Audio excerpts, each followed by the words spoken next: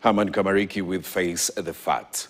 Now, the 13th Parliament could still face dissolution over failure to implement the two-thirds gender rule, even after the High Court ruled that former Chief Justice David Maraga acted too early when he first made that recommendation to former President Uhuru Kenyatta of dissolving the 12th Parliament over the same. The ruling has also reopened attention on how far Kenya is from meeting the constitutional requirement on gender balance in the current parliament. Our reporter Grace Nganga has the details.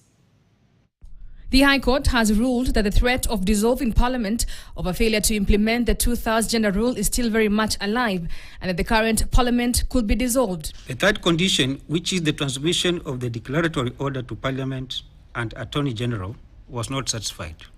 Until it is complied with, the order bound the 12th Parliament that was then in session when the order was issued, and it still binds any subsequent parliament, including the current parliament. Speaking in the landmark ruling on two cases filed challenging former Chief Justice David Maraga's recommendation for the former President Uhuru Kenyatta to dissolve the 12th Parliament for failing to meet the two-thirds gender rule, the judges held that the constitutional process requiring communication and enforcement measures involving Parliament and the Attorney General had not been fully exhausted before Maraga recommended the dissolution of Parliament. The petitions argued that Maraga's September 2020 advisory to former President Uhuru Kenyatta was unconstitutional because the procedure outlined under Article 261 of the Constitution had not been fully followed.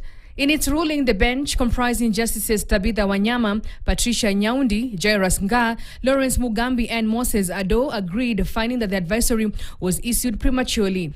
As a result, the court found that the former Chief Justice acted outside the constitutional procedure, hence setting aside the advisory. The Chief Justice advisory dated 21st September 2020 is hereby declared unconstitutional, null and void. The Chief Justice advisory dated 21st September 2020 is hereby removed into this honorable court. However, the judges also made it clear that Parliament's constitutional obligations remain in force. The court held that Parliament is a continuing institution and that its responsibilities do not end when the membership changes from one house to another.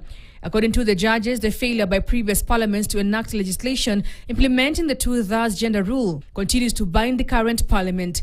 The bench further found that the court orders related to the matter remain valid and enforceable and may still be transmitted to the Attorney General and Parliament as required under the Constitution. The argument that the order in Constitutional Petition number 371 of 2016 was directed to 11th Parliament has no basis.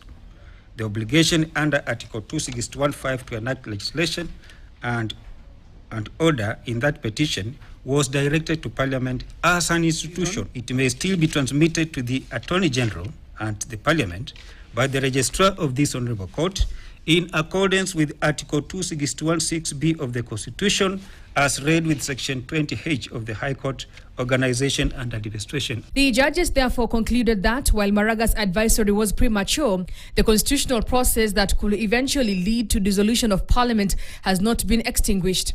The ruling means that the current Parliament remains under pressure to comply with the Constitution and enact the required legislation on the two-thirds gender principle.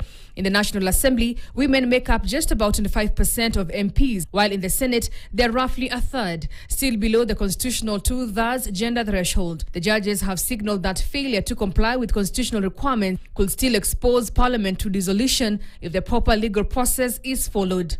Grace Nganga, KTN. Weekend Prime takes another short break. I'll be back with the latest in business. That will be in a bit.